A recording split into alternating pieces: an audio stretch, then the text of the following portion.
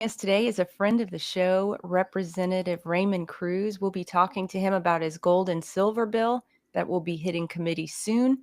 And then we'll be blitzing quickly through what happened yesterday and what to expect this week because we got to get Chris down to the legislature to start testifying. So before we get started, let's set the tone with the scripture of the day. It's Matthew chapter 8, verses 19 through 22. And it says, ooh, all right. Just then, a religious scholar approached Jesus and said, "Teacher, I'll follow you wherever you go." Jesus replied, "Foxes have dens, birds have nests, but the Son of Man has no true home in this world." Then another man spoke up and said, "Lord, I'll follow you, but first I must take care of my aged father and bury him when he dies." But Jesus says to him, "Now is the time to follow me, and let those who are dead bury their own dead." And I've always found this scripture to be so shocking and kind of offensive. But the Passion Translation, which is what I read it out of, explains it better than I've understood it.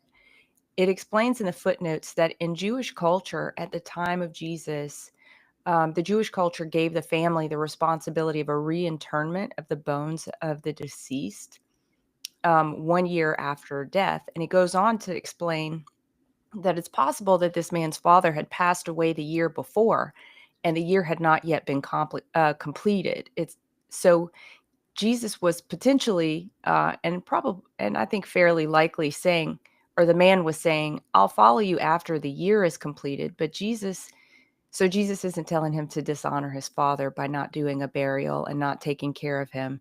But the custom of waiting a year, the tradition is what Jesus was saying can't get in the way of following him. So what struck me this morning before the footnotes is that, I mean, even that aside, if people at that time truly understood that Jesus was the Messiah, what could have kept them from following him? I mean, this is the Son of God who holds the key of David, the only one who can save your soul. What can be more important than following him? And regardless of what culture was saying at that time and what was actually going on with that man, I think that should still speak to us today. The order set out by the scriptures is this: love the Lord your God with all your heart, soul, and mind and strength, and then love your neighbor as yourself. And so I think that tells it to us perfectly. We have to prioritize the Lord, and then the rest of things can fall into place after that. Yeah.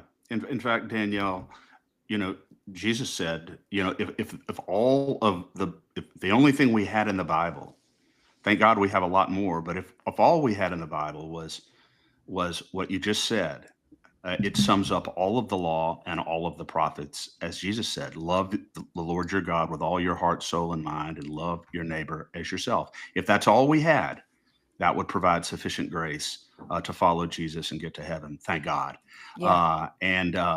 Speaking of someone who certainly knows the scripture and someone who builds his life on the scripture and has done so much in the legislature, to advance not only the kingdom of God, but to advance good temporal measures as well on this earth, is Representative Raymond Cruz. Raymond, thank you so much for taking a few minutes to join the State of Freedom this morning. We know all of us are busy today, but we had to have you on to talk about your gold and silver bill, which you're bringing back again this year. And we're going to work very, very hard to help get that through for so many different reasons. Tell us about the gold and silver bill, if there's anything different about it than last year, and how do you sort of handicap it going forward this session? Well, thank you, Chris and Danielle. Yeah, that scripture tells us about priorities, right? What we're supposed to put first. And a related thing is the things that we do and the things we leave undone. And this, to me, is something that we've left undone for decades, generations now. Is we've let the working class basically bear the brunt of inflation. Yeah.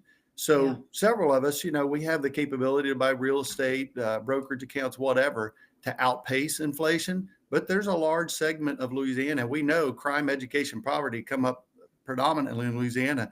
That poverty one, how does one get ahead if the earnings they're making are continuously eroded? That's the real question. I sit as the chairman of labor and industrial relations, and I hear lots of bills come through all the time. hoping and advocating for the worker to help them out, get them an improvement in whatever their working conditions is. But I say until we address this particular issue, it's hopeless until you've got some kind of way to know, as in the Bible says in Haggai, that the worker puts his wages into a bag full of holes. That's kind of what inflation Yeah. is. You put the money in, and when you go back and look, it's already fallen out the bottom. So this particular bill is seeking to address that. And this isn't just Louisiana. I want to be clear about that. There are about 25 states seeking similar legislation. This is something our founders recognized from the beginning. They put it right there in the Constitution, Article 1, Section 10, saying states can recognize gold and silver as legal tender. Now, it was very important they couldn't print money because, that would just make a very complicated system, but they could recognize gold and silver. And last year, if you'll remember, Senator Mark Abraham put forth a bill, and we passed it, that says gold and silver is legal tender. It sounds like that's it, right? Well, the problem is, how does a merchant take that? Who's equipped to be able to take the weight and the inconvenience of having heavy gold coins around? And, there's always the threat of theft and whatnot. But now we live in a day and age where we can get beyond that just with technology. Most of us have a little piece of plastic in our wallet that allows us to spend as if we have cash, and we don't have, US dollars in our pocket, but we have a piece of plastic that serves in their place. And that's what this bill would do. It would allow you to access your gold and silver holdings through a debit card, and the merchant wouldn't be any the wiser, that no changes to them. And it would be super convenient for you. And of course, the good thing is, if ever, we pray it doesn't happen, but bad times befall and you actually need the gold, you could physically go to the depository and pick your gold up. Yeah. And Raymond, as you were talking, I was thinking about the fact that President Trump has at least hinted at the idea of moving our currency back to the gold standard. Is that going to weigh in at all in the conversations you expect in committee? I don't think so. It may come up, but predominantly the people I've talked to, I haven't had any citizen come up and say, I don't like this idea. The only people I've heard come up and say, I don't like this idea, are banks. And I don't think they're being straightforward about what they're worried about. They have said in their roundtables around the state, they go and visit with all the legislators, have us to lunch or whatever, and describe what they think is important in this legislative session. And right there on the sheet, it says oppose gold and silver for two reasons. It said because they don't want to set up a state bank and they don't want to set up a depository. And I said, well, congratulations. My bill doesn't do either of those things. Yeah. All it does is facilitate a system to where we're able to utilize gold and silver. So I don't think they were being honest about it, because once I made that clear to them, I stood up and talked to everybody. The attorneys, the representatives for the LBA still told me, well, we still don't like it. So there's something else. I think maybe there's a fear that people will drain their savings and put it all in gold, but I think that's misplaced for one. Everybody talks about diversification. You like to have different forms of payment. And I just think this is another thing, like having a Venmo card, it's just a different way to pay, but it's anchored on a concept that's as old as the Constitution itself and millennia before that. Our founders thought very highly of gold. As a matter of fact, Thomas Jefferson didn't want paper money. Matter of fact, most of the original founders did not want paper money. They were scared of the idea. This is just saying, hey, let's give some people security, again, by having a tangible physical asset they can look at, touch, hold, and use in trade. Yeah. I think you hit the nail on the head, because every single dollar that doesn't go into a bank is $10 that the bank doesn't get to use. Because of their Ponzi scheme with our dollars. So kudos to you. How are you feeling about what the committees might do? I know last year Louisiana's House and Governmental Affairs Committee, I thought Commerce, gave a right? very It's commerce. it was Commerce. I thought it Mhm. was okay. Sorry for that. It gave it a very I don't know. I thought it was a very embarrassing hearing for the legislators up there that were questioning this and really ignorant in a really ignorant manner. But do you think that maybe some of the minds have changed since their constituents may have weighed in over the last year? I've spoken to several of them, and they definitely understand the concept better and they're more comfortable with it. But I don't know if that's going to translate into votes or not, because the bankers are a powerful lobby. There's no question. Now, if the room is full of people, our residents that say, hey, I want this, I think that can definitely change the tide there. Because Yeah. it's Well, once we're going people to, realize this is a right that people have, and we're going to recognize it. And why do they have any ability to step in between us and the Constitution and what it grants us? It's just, yeah, it's hard to it's imagine. agree. And we're going to do the best we can, Ray, to to educate our members across Louisiana and make sure they understand how important this is and that the room is filled with citizens. Because as you told us last year, well, you were on the show, when your legislation last year was pending, 9 out of 10 Louisiana citizens favor exactly what you're doing. So this really is the lines are drawn pretty clearly here between the desires of ordinary Louisiana citizens to secure their economic futures and a big special interest. And at some point, legislators are going to have to make a decision about where they stand, and that is what we are all about. Well, I tell you that decision last year, one of the points of their argument was, why do we have to be first? And of course, that attitude keeps us last in lots of things. Yes, But it now we does. don't have to be first. Guess what? Arkansas passed this, I think it was 2 weeks ago now, and the governor signed it. And Florida just passed it through their House, and from what I understand, unanimously. But unfortunately, their session ends, from what I understand, Friday. So they may not get it this year. Utah passed it through both houses of the legislature, but the governor vetoed it. But it's expected to be overridden. But there are 25 states, at my last count, that are pursuing this type of legislation. And if we're even fourth, fifth, sixth, our residents are going to go to Texas, they're going to go to Mississippi, they're going to Arkansas, whoever's got this, and they're going to get their gold card with them. And then we've lost out again. The banks are losing out of transaction fees they could be getting. And, it's possible they could be making loans against this commodity, which is a very good, way to secure your collateral. I guess I'm trying to say it's a great collateral. So I don't know why they wouldn't want this, other than they're just scared of either exposing what fractional banking is, or if they're really worried about people draining their deposits. I just think that's a misplaced fear. Yeah. Well, we have an opportunity here to be forward thinking and to take some bold action that protects Louisiana citizens. And we are so happy to be on board with you, Raymond, on this legislation. We have a call to action that is up that we are encouraging all of our members to do for the House Commerce Committee members. And we just look forward to supporting you on this legislation. And God willing, and a lot of hard work, we'll get it through. And thank you so much. I've got a meeting with some people today that may be backing this from the finance industry. Hopefully that meeting will go well, and we'll be able to have somebody sponsor this with us.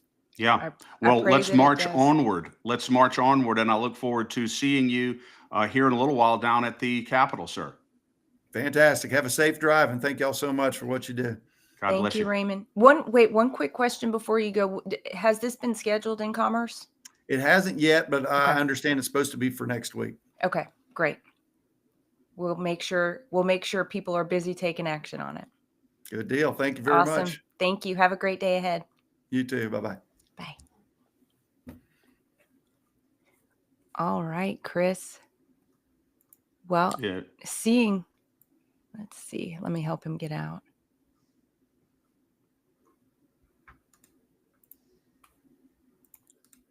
All right, there we go. Sorry. Busy day ahead. I'm excited for Raymond. I'm really thankful that he has the tenacity on this one. And I mean, he just clearly believes in it so strongly that he would be bringing it back. And he's been, I know, busy pursuing support for this since the moment it failed. I don't think he has really even taken a pause from that. I know we were talking about it, I think even last summer already in the aftermath. But why don't we, Chris, get going? We have some reporting to do on what happened yesterday. It was a busy day yesterday, but today is more like a tornado. Today, there's so much happening that it's almost hard to wrap your hands around. It really is. And let me run through them, Danielle, with you. So this year, the cockroach bill, the cell phone bill has been brought back again. And I testified yesterday against that legislation, along with a number of other people. but it is part of the governor's insurance reform package this year. And so the legislators in committee were very reluctant to kill this bill in committee. You recall it was So gross. crushed on the House floor last year because Louisiana citizens don't want this, but it passed out of committee yesterday. So we're continuing to oppose this cell phone bill criminalizing a handheld cell phone in your car. And we have a call to action up at lcag.org Action Center. So we look forward to everybody doing that call to action, and we'll continue to fight this legislation this session. SB 100, Miguez. Wait, Chris, let me ask yeah. you a quick question on Yeah. this, and then we can kind of continue Sure. on.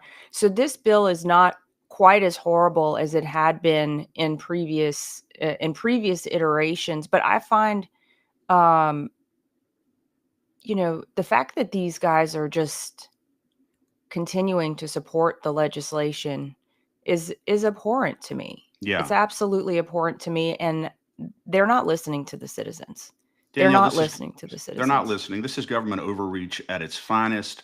And as far as insurance rates, I can guarantee you that people who are pulled over and given moving violations for holding a cell phone to their ear is simply going to drive insurance rates up even further. Because under this legislation by Representative Glorioso, if you get cited for this, it is a moving violation. I can tell you 100% your insurance rates are going to go up. And the bill Insurance is rates so are not gonna go down. complicated. The bill is so complicated. Yeah. At the end of the day, it's going to even be hard. It's going to be his word versus my word if I get pulled over. Yeah, the because bill how do says- they know?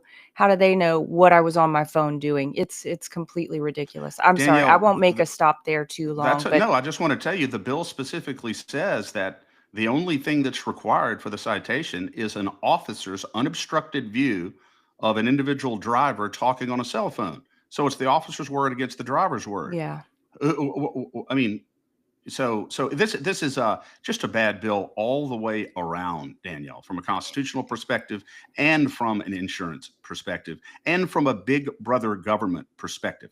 I don't need the government babysitting me. There are millions of Louisiana citizens every day who are perfectly capable of talking on a phone and driving a vehicle at the same time.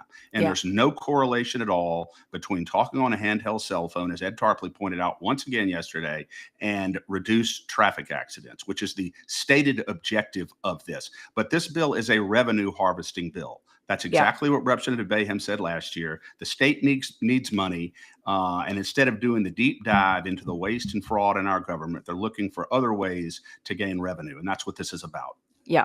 Okay. Well, let's move to the Senate Finance. What you saw and heard in there yesterday with Senate Miguez's SB 100. I think this is a great bill because it's going to help us get some numbers on how much of our money is being wasted on illegal immigrants. Yeah. Passed through Senate Finance yesterday. I had the pleasure of testifying in favor of it, and it creates real transparency on the part of how much of Louisiana taxpayer money is being spent on illegal aliens, public programs in Louisiana, and it's a lot of money.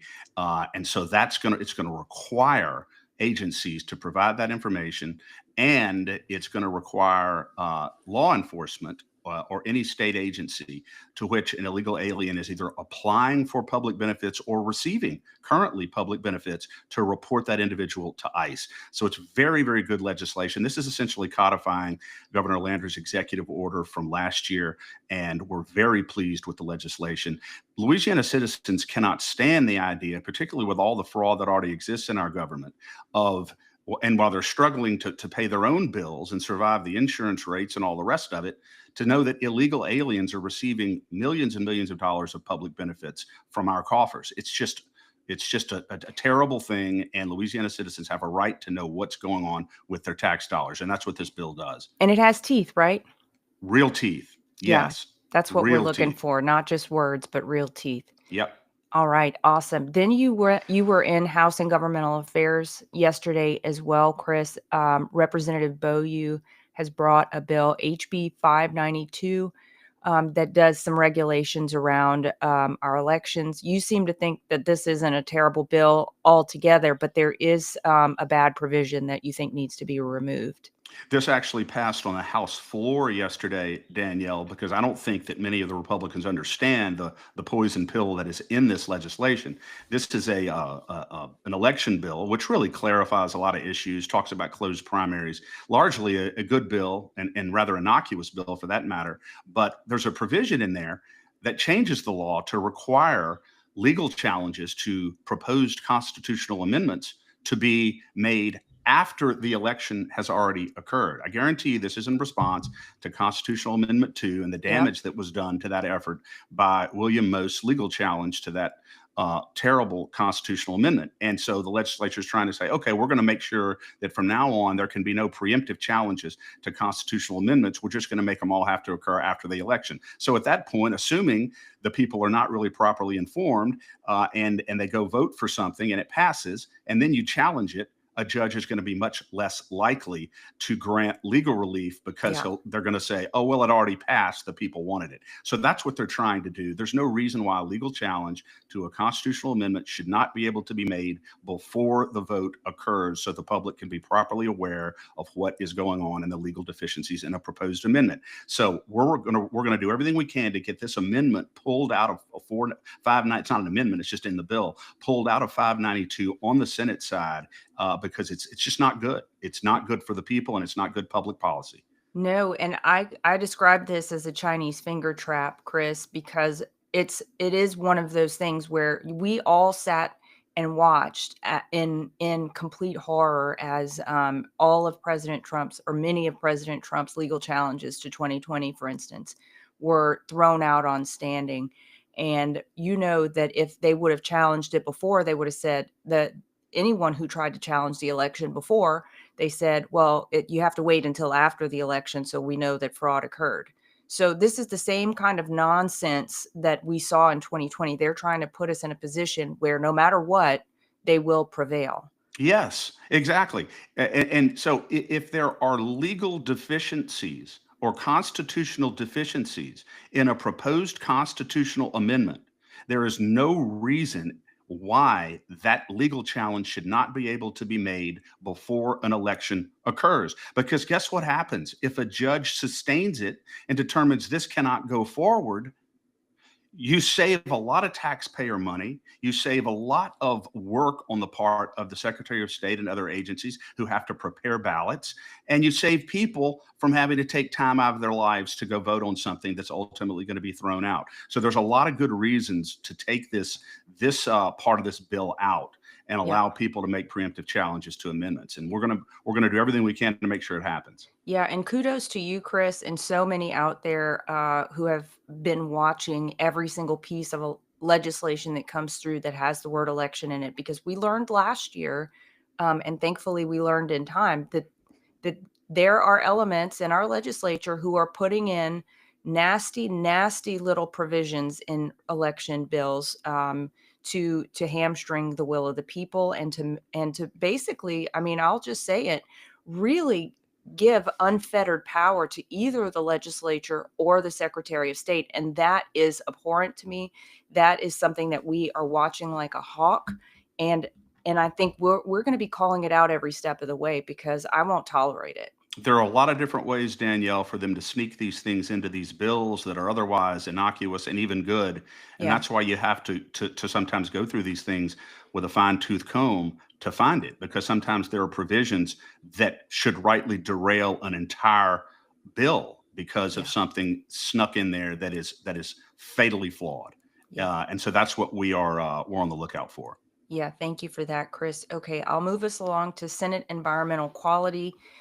Senator Facey's chemtrail bill, SB 46, passed the Senate yesterday. Yes, get the pollutants out of the air and preserve the health of our citizens. No more chemtrails, at least if it passes over on the House side, but it passed the Senate yesterday in a strict party line vote, 27-12, all Republicans voting yes. And now it moves over to the House. I'm sure environmental quality over on the House side, but we don't know for sure where it's going, but we're following it.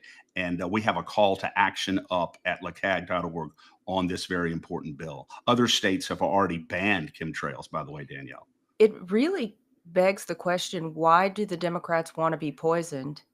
But I just don't get it. But anyway, I Yeah. guess they're allowed to vote however they want, obviously.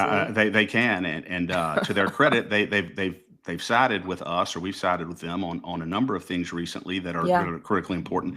But on certain things, they they just are not willing to look at it objectively. I Yeah. still think there are situations where Democrats simply reflexively oppose initiatives and legislation simply because the Republicans support it. And I think that's unfortunate because we've got to come to a point where we're looking objectively at legislation on an individual basis to determine what's good and what's bad. We got to get away from this reflective party line voting.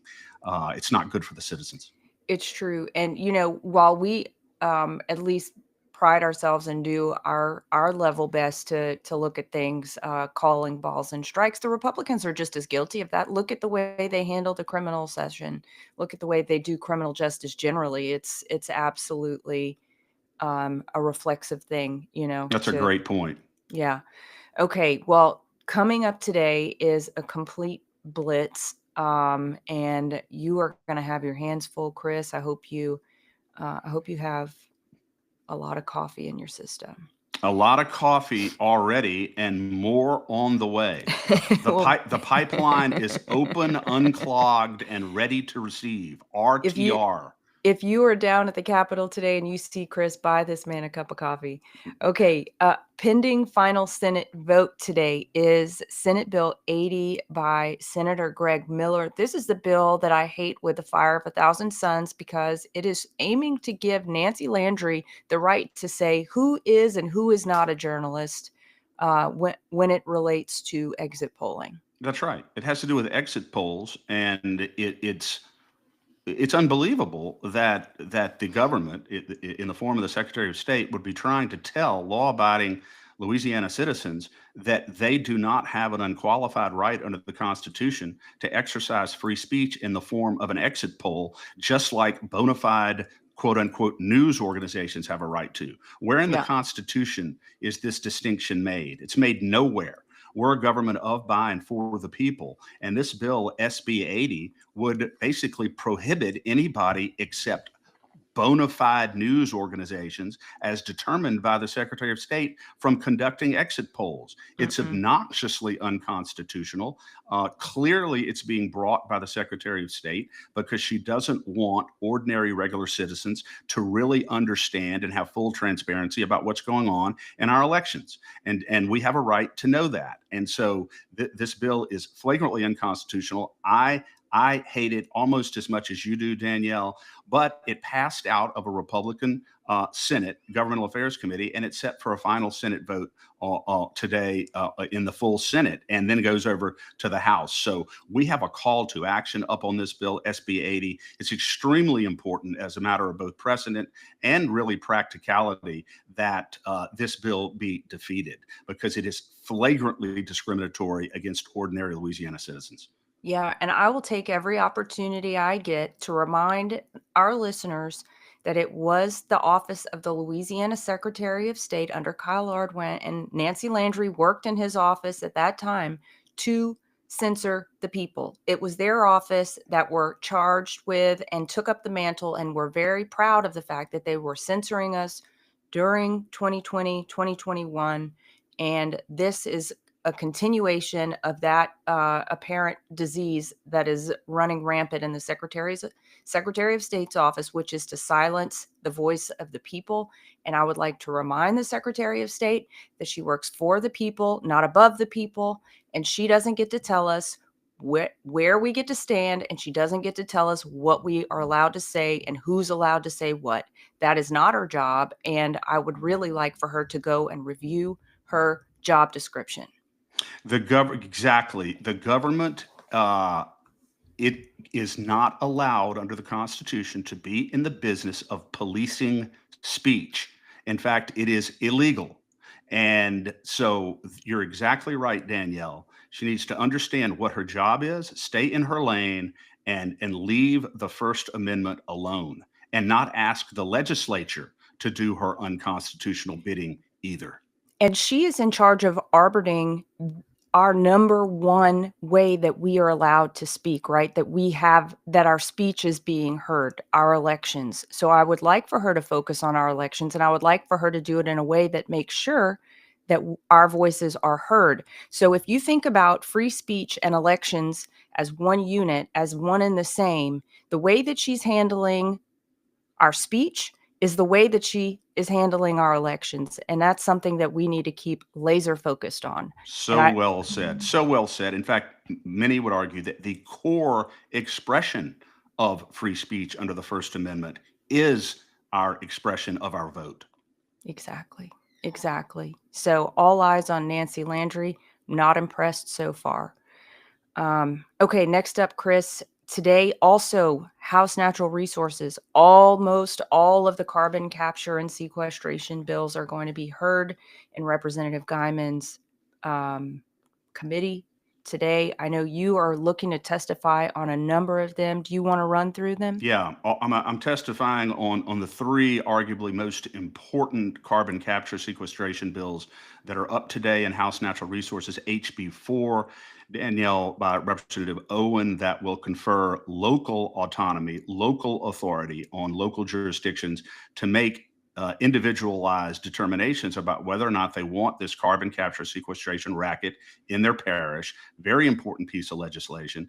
I'll also be testifying on HB 380 by Representative Schermerhorn, which will repeal the 2020 finding under SB 353 that this CCS racket is a, quote, public good, and therefore private corporations are allowed to seize private property against a landowner's will to develop these projects on their property, eminent domain. His bill will repeal both of those provisions of current Louisiana law. Hugely important piece of legislation in natural resources. I'm also going to be testifying in favor of HB 522 by Representative McCormick, which will impose a 1-year moratorium on all CCS development in Louisiana so that the issue can be more fully and completely studied. And the reason why this is important, Danielle, is when this CCS racket was codified in 2020 under Sharon Hewitt's SB 353, it was done so with no legislative debate whatsoever. Can you imagine imposing a policy with the kind of implications that this CCS has on the citizens of this state, and there be no debate over it among Republicans in the legislature? It just flies through. Like you're That's naming, the height of arrogance, Chris. it's the height of arrogance, like you're naming a building or commemorating a statue for somebody. It's extraordinary, and Louisiana citizens are outraged by the way this went down then, and they are fully engaged on this legislation in House Natural Resources. So I cannot wait to get down there and testify on these bills. I hope And somebody's by the way, saving you a Danielle, seat. oh, yeah. Well, I don't care if I have to stand, but on HB 4, the local authority bill, and on HB 380, the eminent domain bill, we have call to actions up at lacag.org Action Center, and we're working on getting a call to action up on Representative McCormick's bill on the moratorium. So do these calls to action. They make a big difference. Yeah, they do. They make a huge difference. Okay, next up, Chris, you are also going to somehow try and clone yourself to be in House Health and Welfare. Emily Chenevire's bill for parental consent, giving authority back to the parents with respect to their minor children's health decisions is going to be debated today. Yeah. You know, Danielle, I haven't even had a chance to go back and look at which legislator authored the current law in Louisiana years ago Yeah. that allows a minor to go in and receive major medical treatment and procedures without parental consent or knowledge. But I would like to know who that is, and I Yeah. would like to know who was in the legislature at the time that passed. But that is the current law in Louisiana. Representative Emily Chenevire's bill, HB 400, will repeal that and will specifically require what everybody knows should already be the case: parents to know and be informed about any medical decisions or procedures that their minor child is contemplating or wants to take or have. Yeah. So this should be absolutely nonsensical So we're going to be watching this very, very closely and to see any Republicans who vote against this, Any because they people, shouldn't. any people, Any any people, even parents. Democrats. Yeah, come on. This is so Even crazy. Democrats. This Exactly. is You're so exactly crazy. right. Will Yeah. our And friend so Paige Lowry be testifying? You expect her to be I don't know. I testifying? reached out to Paige. I haven't heard back from her yet, but I certainly hope she's down there. And by the way, we have a call to action up at lacag.org Action Center on HB 400. So please make sure everybody goes and does that call to action. Great. Okay. And then House and Governmental Affairs. Also today, there is a bill, Daryl Desautel's House Bill 577, related to election system procurement. This is a concerning one. Very concerning. We've gotten quite a few emails about this one. Yeah, this is very concerning, Danielle, because and I know that this was initiated by the Louisiana Secretary of State, Nancy Landry, and it will allow her to skirt the traditional procurement process when it comes to acquiring our new election system. And so we have to make sure that we strongly oppose this legislation, and she should have to open any proposed system to all any and all vendors, any and all competitors through a competitive bid, not through some invitation to negotiate that she alone decides and she alone ultimately makes the decision about where we go and regarding our elections. This is not a good bill, and I'm going to oppose It's not a good this. look either. It's not a good look. It's not a good look for the legislature. Another reason why this is not good is because it flies in the face of President Trump's current executive order, which we've talked about before, that imposes certain requirements regarding new election systems, including that it be that the Department of Homeland Security and EAC study every electronic voting system in the country and make sure that they're safe and secure, which I guarantee you they're going to find out that they're not. So this bill cannot pass. HB 577 is horrible. Chris, I just wish that Secretary of State Nancy Landry would be focused on figuring out a way to make sure that only citizens vote in our elections, because that should have been something that's already been enacted. We know it hasn't. There's another election coming up in May, as I understand. What are we going to do for that? Why are we doing this kind of nonsense when when her office hasn't even started enforcing the laws that they got passed that they have last right year? now regarding requiring people to produce verification of citizenship when they're trying to register to vote. That went into effect January of this year, that bill. And the registrars of voters and the local election officials haven't heard anything from the Secretary of State regarding how we enforce it. What are the guidelines? That's a lot more important than some of the other things that she's trying to do in the legislature, and much more helpful and a lot less harmful. Okay. Also today, Senate Judiciary A will be hearing Senator Jay Morris's SB 39. You and I have a big problem with this bill, Chris. This is trying to say that if you hold prisoners hostage past their release date, you can't be held accountable for it. So it's not fixing a problem. It's trying to say that the problem is not really anything that you can be sued for. Not only that, Danielle, it's not fixing the problem, it's immunizing from liability the people who caused the problem. Yeah, fix your systems. They need to fix their systems. They need to fix their systems. Yeah. Don't punish the people who are. Don't punish the people who are. We have a massive over detention problem in Louisiana, and the Department of Corrections has a $1 billion annual budget or more. Certainly, they can implement a system that precisely determines when an inmate it should be released, and make sure that they honor the law in that respect. And inmates who are held in prison month after month after month beyond their sentence, the state should not be immunized from liability for that. That's false imprisonment. And there should be liability there. I believe that everybody should have to pay their dues when they commit crimes, and I believe in accountability. It's as do you. But once their dues are paid and the slate is washed clean, you have to release people.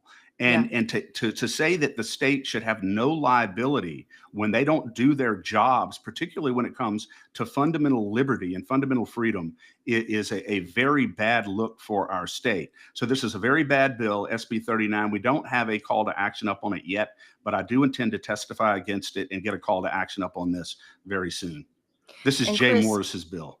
you know, what came to mind when you were speaking is just I bet the prisons didn't have any trouble keeping track of who was vaccinated and who was unvaccinated during COVID. So if they can keep track of things like that, I bet they can keep track of something that as important as when to let someone go. Great comparison, great point. Okay, tomorrow, also a busy day, but much, much more calm than today. Senate Health and Welfare will be hearing or having open for debate Senator McMath's nutrition bill, SB 14.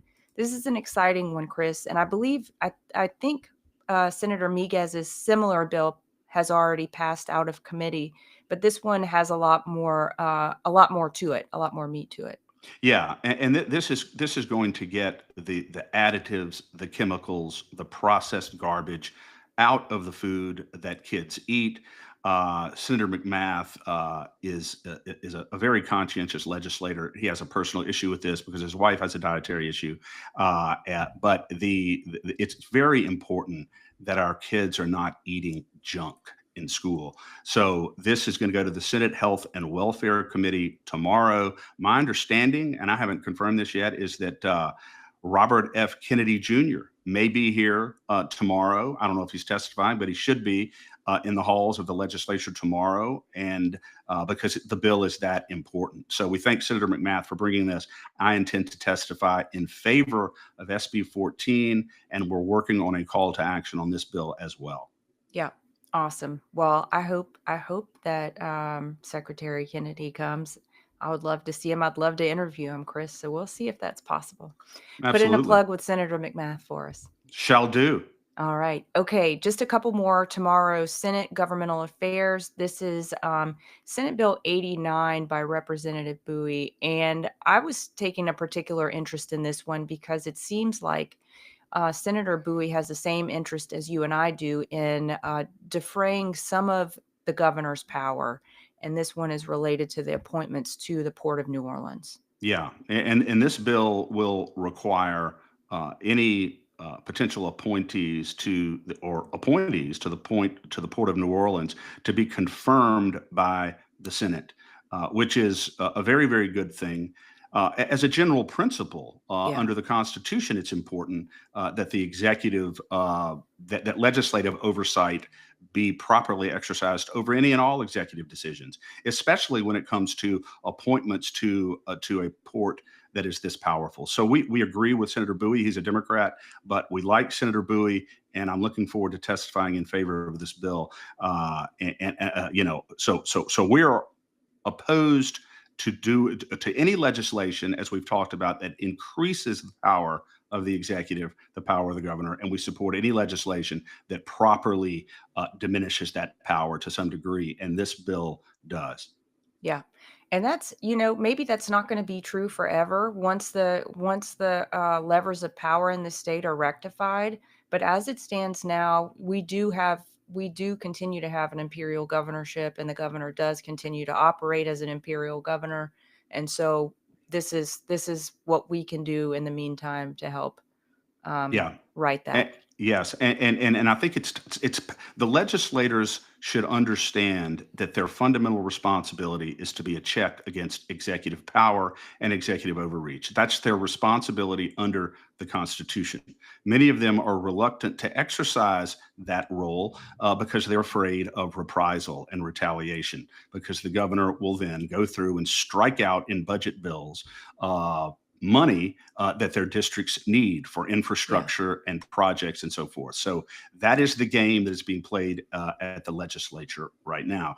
And it's unfortunate, but he's at a 27% approval rating right now, by the way, on a very reputable poll and report that I received. Governor Landry's at 27%. That is the same approval rating that Governor Jindal had just before he left office. So it took him 3.5 years or so to get to 27%. Jeff Landry has achieved that ignominious objective in record just time. under a year, or a year and a half, maybe. Well, I think we can say it pretty clearly. The Democrats already didn't like him before he got in, I'm sure. That's probably fairly easy to say. The conservatives have been extremely disappointed. So the remainder of the people who like him are either A, not paying attention, or B, I would say they're probably rhino establishments. Couldn't agree more. Governor Landry is hemorrhaging support among grassroots conservatives.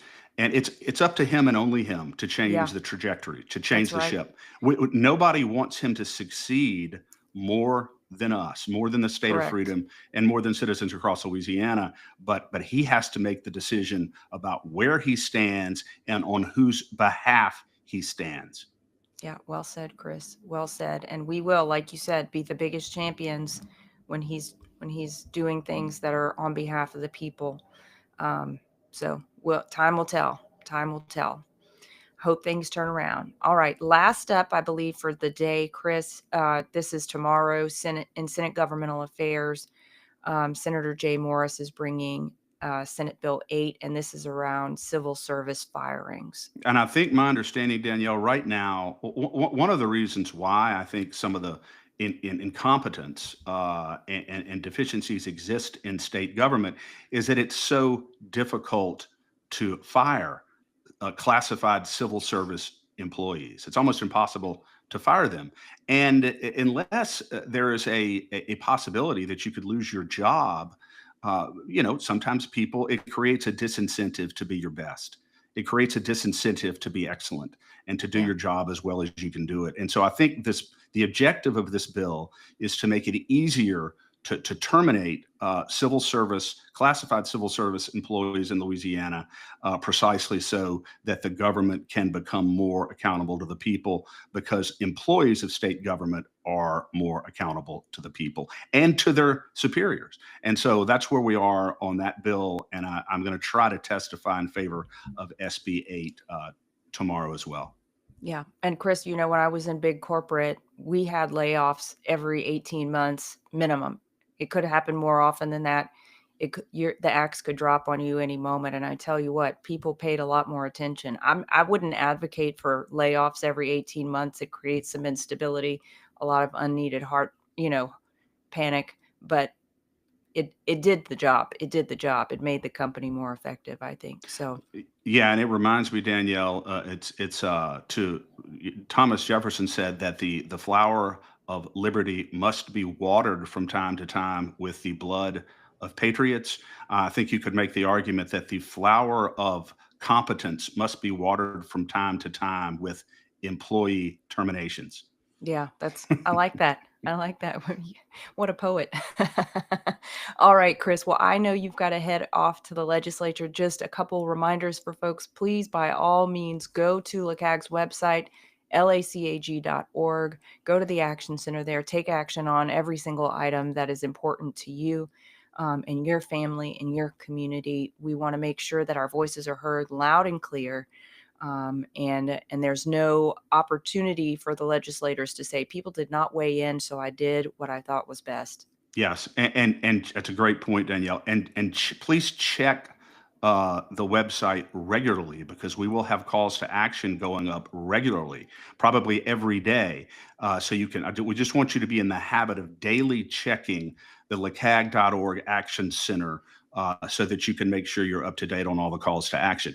Danielle, before I go, I want to say that John F. Kennedy has said, and I love this quote, that the people are the boss, Yeah. and we will get the government that we demand and we deserve. So let's demand good government. Let's do it unapologetically. And that's how we will get this job done. And that's how we'll preserve liberty, not only for ourselves and our families, but for future generations. So we're in this fight. And with Louisiana citizens by our side, there's no way we can fail, Danielle. That's right. Awesome, Chris. Well, God bless you. Have a wonderful day. Knock 'em dead.